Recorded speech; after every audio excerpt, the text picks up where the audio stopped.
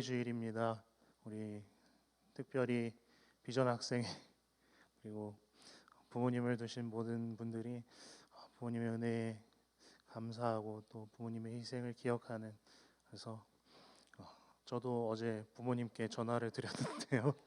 예, 부모님께 연락이라도 한번, 우리 학생들은 따로 저처럼 나와 살지는 않지만 부모님께 가서 어머니 은혜 감사하다고 말할 수 있는 그런 한 주가 되었으면 좋겠습니다. 우리는 종말의 시간을 살아가고 있습니다. 인간 개인적으로도요, 태어난 모든 사람들은 죽음, 종말을 향해 나아가고 있고요. 인간이 관측한 우리 살아가고 있는 이 세상 또한 종말로 나아가고 있습니다. 인구 증가로 인한 식량 문제, 어떤 자연 파괴 등이 원인으로 꼽힙니다. 오늘 말씀에서도 예수님께서 주님 떠나신 후에 그리고 다시 오시기까지의 마지막 때를 살아가는 제자들에게 그리고 교회들에게 우리들에게 말씀을 주고 계십니다. 먼저 지난주에 우리가 들었던 말씀에서 마지막 날에 대한 경고를 우리가 들었습니다. 주님을 기다리는 마지막 날은 결코 우리에게 순탄치 않은 시간들입니다. 난리가 일어나고 두려운 난리의 소문들을 듣고요, 믿지 않는 자들이 믿는 자들을 환난에 넘겨주는 그런 때가 오고요, 서로 배신하는 일이 일어나고 거짓 선지자들이 우리를 미혹할 것이고요, 불법이 성하고 많은 사람의 사랑이 식어질 것이라고 마지막 날에 대해서 예언하고 있습니다. 예수님께서 경고하고 계시는 것이죠. 그러나 분명한 것은 굳건한 믿음으로 이 모든 환난을 기억하고 또 그 환난을 이겨내는 자들에게는 끝내 구원이 있을 것이라는 것입니다. 마태복음 24장 13절에 보면요, 이렇게 나와 있습니다. 같이 읽겠습니다. 그러나 구원을 얻으리라. 아멘. 그리고 오늘 15절부터 예수님은 다니엘 선지자의 말을 통해서 앞으로 있을 예루살렘 성전 파괴에 대해 다시 언급하시면서 마지막 때에 만날 환난과 미혹에 대해서 말씀해 주시고 계십니다. 우리 15절부터 19절까지 말씀을 짧거든요. 같이 읽겠습니다. 그러므로 너희가 선지자 다니엘이 말한 바 멸망에 가증한 것이 거룩한 곳에 선 것을 보거든 읽는 자는 깨달을진저 그때에 유대에 있는 자들은 산으로 도망할지어다. 지붕 위에 있는 자는 집 안에 있는 물건을 가지러 내려가지 말며 밭에 있는 자는 겉옷을 가지러 뒤로 돌아가지 말지어다. 그날에는 아이 벤 자들과 젖 먹이는 자들에게 화가 있으리로다. 아멘. 15절에서 함께 읽은 다니엘이 말한 바 멸망에 가증한 것이 거룩한 곳에 선 것은요, 이미 주전 167년에 성전이 무너지고 제우스상이 세워지고 돼지의 피가 뿌려짐으로 그 예언이 성취되었던 말씀입니다. 이스라엘에겐 굉장히 치욕스러운 역사였습니다. 그런데 예수님께서는 이것이 끝이 아니라 다시 한 번 더 그 다니엘 선지자의 말을 통해서 성전 파괴를 예언하고 계시는 것입니다. 학자들은 이 예언이 주후 70년에 로마군이 성전을 파괴하게 되는데 그것에 대한 예언이라고 말하기도 합니다. 그러나 앞서 말씀하신 마지막 날에 대한 징조를 우리가 말씀하신 것을 살펴보면서 이 말씀이 결코 그 당시의 유대인들에게만 해당되는 말씀이 아니라 현재를 살아가고 있는 우리에게도 해당되는 말씀이라는 것을 우리가 쉽게 알 수가 있습니다. 우리 또한 모든 성경적인 가치가 역전된 세상 속에서 살고 있습니다. 난리와 난리 소문을 듣고 있죠. 코로나로 인한 난리가 있고요, 여러 난리 소문을 듣습니다. 서로 배신하는 세상입니다. 믿지 않는 자들이 믿는 자들을 환난에 빠뜨리는 세상입니다. 사랑을 어디 가서 찾아볼 수가 있을까요? 불법이 성하고요, 거짓 선지자들이 일어나 사람들을 미혹하는 시대를 우리 또한 살아가고 있기 때문에 이 말씀은 우리에게 해당되는 말씀이라고 생각할 수 있는 것입니다.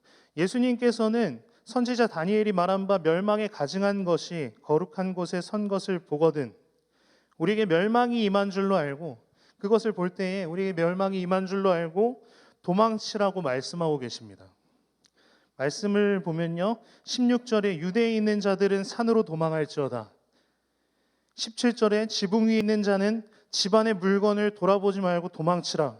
18절에 밭에 있는 자는 뭘 챙길 생각을 하지 말고 도망치라고 말씀하십니다. 환란이 임한 그때를 예수님은 굉장히 급박하게 표현하십니다. 너무나 급박한 상황인 것입니다. 뒤에 놓인 것을 챙겨갈 여유가 전혀 없는 것이 마지막 때이고 환란이 임할 때라는 것입니다. 오직 주님께서 말씀하신 산으로 도망하여야 하는 것이죠. 주님의 말씀대로 따라가야만 하는 것입니다. 19절에 그날에 아이벤 자들과 젖먹이는 자들에게 화가 있으리라라고 말씀하세요. 20절에서는요. 너희가 도망하는 일이 겨울에나 안식일에 되지 않도록 기도하라고 말씀하십니다. 16절에서 18절까지 말씀에서는 챙기지 않아도 되는 것들을 다 버리고 도망하고 말씀하시고 그렇게 하면 됩니다. 왜냐하면 환란이 임할 때 마지막 심판의 날이 올 때에 세상에 그 어떤 것이 중요하겠습니까? 그렇지 않습니까? 오직 주님의 말씀만이 중요한 것이죠. 그래서 도망가면 되는데 그 환란이 정말로 힘들기 때문에 아이벤 자들이나 임신한 산모들이나 젖먹는 아이가 있는 엄마들은 세상의 것이 아니라 꼭 챙겨야 하는 자식들이 있는 거지 않습니까? 그래서 그날에 더 힘들어지는 것입니다. 환란이 올 때 더 어려워지는 것이죠.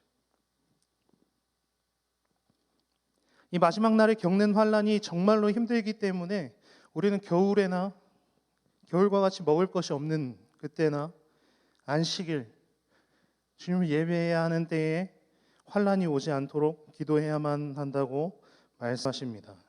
예수님은 이 환란에 대해서 21절에서 이렇게 설명하세요. 이 환란은 창세로부터 지금까지 이런 환란이 없었고 후에도 없을 것이다 라고 설명하세요.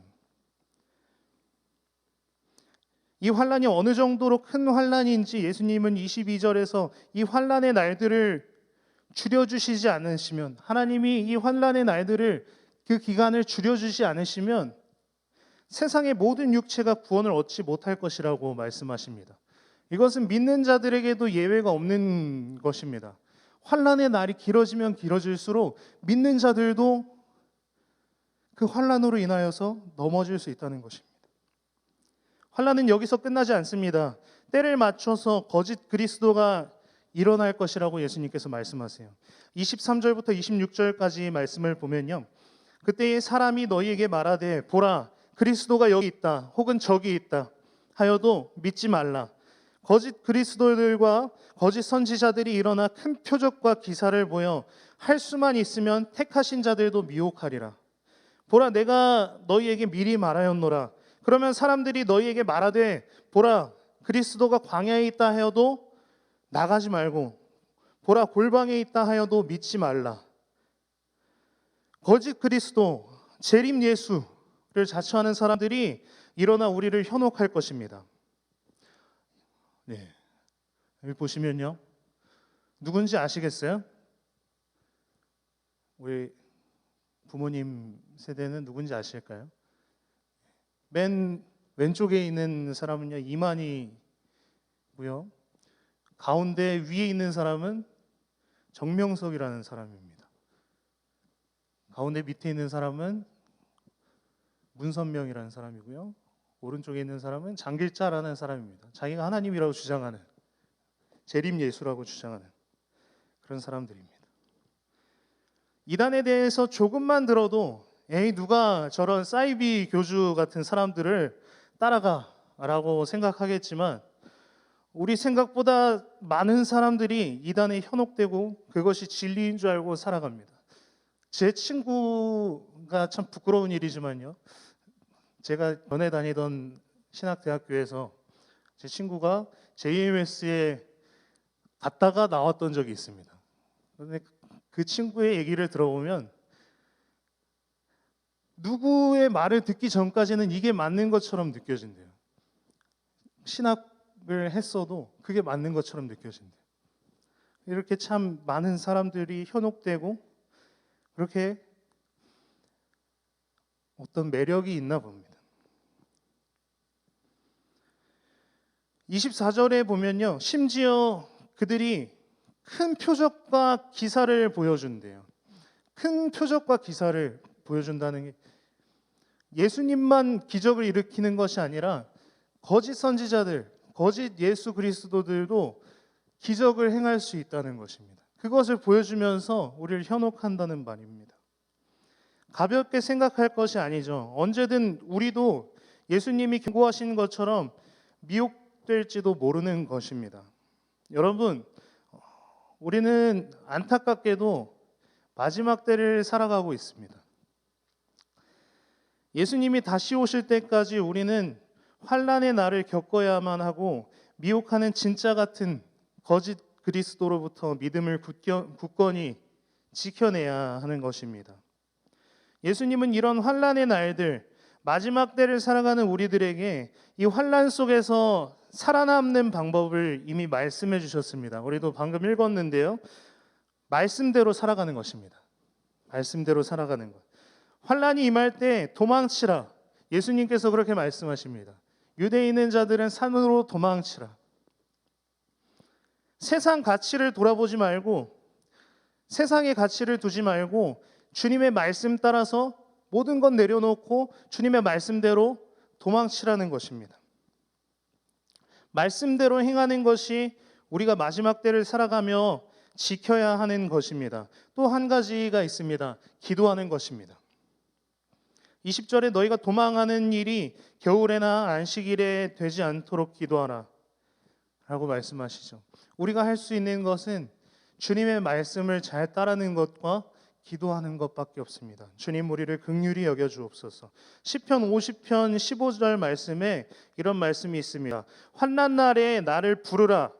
내가 너를 건지리니 내가 나를 영화롭게 하리라. 하나님께서 우리가 환난을 당했을 때 하나님을 부르면 하나님이 우리를 구해 주신다는 것입니다. 그런데 그 부르짖는 행위와 하나님이 건져주시는 것을 통해서 우리의 부르짖음을 통해서 주님께서 영화롭게 된다는 것, 영광 받으신다는 것이죠. 여러분, 환난 속에서 우리가 기도하는 것을 하나님께서 기뻐 받으시는 것입니다. 사실은요, 저조차도 지금이 환난의 때라는 것을, 어떤 마지막 때, 마지막 날이라는 것을 잊고 살아갈 때가 참 많은 것 같습니다. 종말론적인 삶을 살라고 하는데 그렇게 살지 못할 때가 참 많습니다. 오늘 먹은 따뜻한 아침밥, 지금 입고 있는 이 좋은 옷, 제가 갖고 있는 옷 중에 제일 비싼 옷인데요. 좋은 옷, 만나면 마음을 편안하게 하는 좋은 사람들, 그런 것들을 누릴 때마다 내가 지금 마지막 때를 살아가고 있다는 것을 잊을 때가 정말 많습니다. 여러분은 어떠십니까? 예수님께서 하신 오늘 경고의 말씀을 보면 사실은 당장 예수님이 내일 오시더라도, 아니 오늘 밤에 오시더라도, 지금 당장 오시더라도 이상하지 않을 세상을 살아가고 있지 않습니까? 오늘이 정말 마지막 날인 것처럼, 마지막 때인 것처럼 세상의 그 어떤 가치보다도 주님의 말씀을 사랑하고 주님께 간절히 기도하며 살아가야 하는데 그러지 못할 때가 참 많아서 하나님께 죄스럽고 그런 것 같습니다. 여러분은 어떠십니까? 마지막 때를 살아가고 계십니까? 지금 우리가 살아가는 이 시기가 마지막 때라고 생각하고 종말을 맞이하며 언제 오실지 모르는 도적같이 임하시는 그 주님 기다리며 하루하루 살아가고 계십니까? 주님께서 우리에게 확실하게 경고하시는 것은 그렇게 살아가지 않으면 우리는 분명히 넘어진다고 경고하고 계시는 것입니다.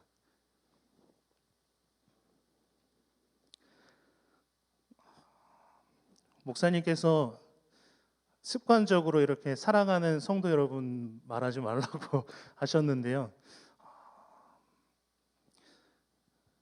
제가 연약하기 때문에 더 이 시간에 진심으로 여러분에게 말할 수 있는 것은 사랑하는 비전 학생의 여러분, 사랑하는 우리 청년, 그리고 오늘 예배에 나오신 어머니, 아버지, 그리고 성도님들, 우리는 마지막 때를 살아가고 있습니다. 그렇기 때문에 더욱 주님의 말씀을 듣고 주님의 말씀을 기억하고 주님의 말씀을 살아내야 하고 그것을 위해 간절히 기도하는 삶을 살라고 예수님께서 오늘 말씀해 주고 계신 것입니다. 우리 이 시간에 잠깐 자리에서 일어나서 하나님께 기도했으면 좋겠습니다.